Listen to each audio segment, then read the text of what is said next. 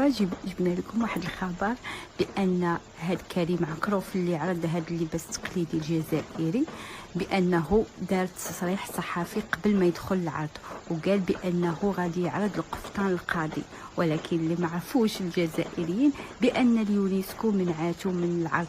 وباش ما يشكوش ثاني في الفيديو، ها هو نفس اللبسه اللي لابسه هنا، لابسها في الاول ديال الفيديو اللي عطاوه هذاك الورود. كيعترف بهنايا بانه غادي يعرض بالقفطان القاضي. وعلاش ما عرضوش؟ حيت اليونسكو منعاتو.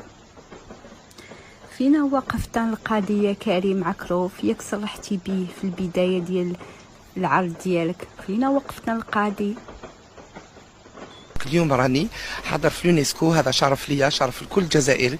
نقدر نقولوا راني سفير بلادنا، كما كل واحد يدير سفير تاع بلاده ويمثل بلاده.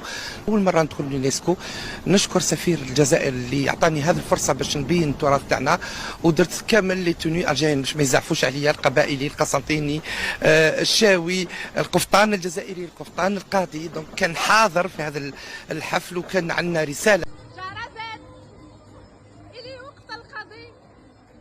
Le carton caddie, il est où? Il n'y a pas?